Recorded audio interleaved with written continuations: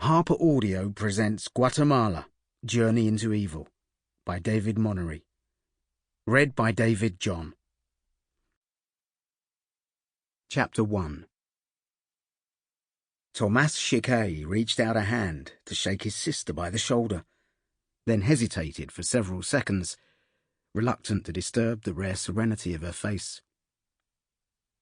In the thin wash of moonlight seeping down through the forest canopy, she looked almost a child once more. And seeing her like that, he felt threatened by an avalanche of memories. Emilia was now a woman of 22, but she'd been only 8 and he 14 when both had been orphaned by their mother's murder, and Tomás doubted whether he would ever shake the sense of paternal love and obligation which he still felt for his sister. He smiled to himself and shook Emilia's shoulder. Her eyes opened at once, and her head lifted off the Spanish grammar she'd been using as a pillow. The condition of the book's cover, streaked with layers of dirt and warped by damp, suggested that this was far from the first time that it had been pressed into such service. "It's time," he whispered. "Right." She pulled herself into a sitting position, conscious of the activity in the shadows around her. She felt hungry, but that was nothing unusual. As if in response to the feeling, Tomás handed her a peanut butter cracker. "There's only 2 more left," he said. "I can't wait for breakfast," she replied wryly, easing herself onto her haunches and nibbling at the cracker. He grinned, ruffled her hair, and moved on to check out the rest of the unit. "Ready?" he asked each compañero and compañera. Some grunted assent, some offered a nervous yes, some gave him only a grim smile. 2 minutes later, the column of 13 was on the move, threading its way down through the trees. Each compa concentrated on keeping the correct distance behind whomever he or she was following, short enough not to lose contact in the dark, long enough to maximize the number of survivors if the unit walked into an ambush. All around them the forest lay in virtual silence. There was no breeze to stir the branches, and most of the wildlife was holding its breath while the humans went by.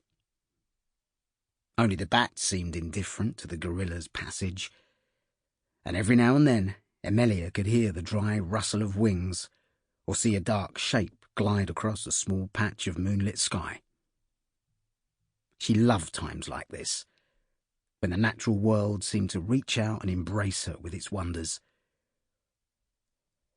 50 meters further down the trail, Tomás was thinking about what awaited them in the small town of Tubiala, some 6 kilometers and 90 minutes away.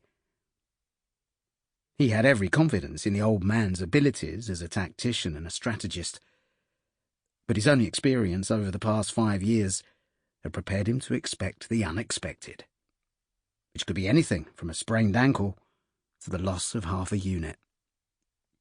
The threat of sudden death was hardly inviting, but what Tomás dreaded far more was that his sister should be taken alive and should suffer before death in the terrible way that their mother had suffered.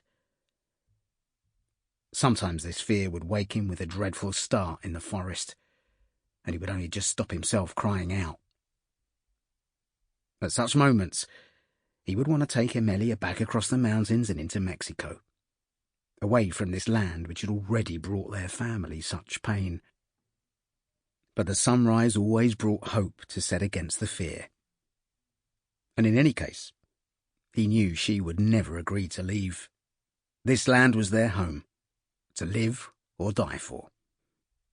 The unit marched on, down the long forested slope, to where the trail joined one of the many icy streams that tumbled down from the Cuchumatanes mountains.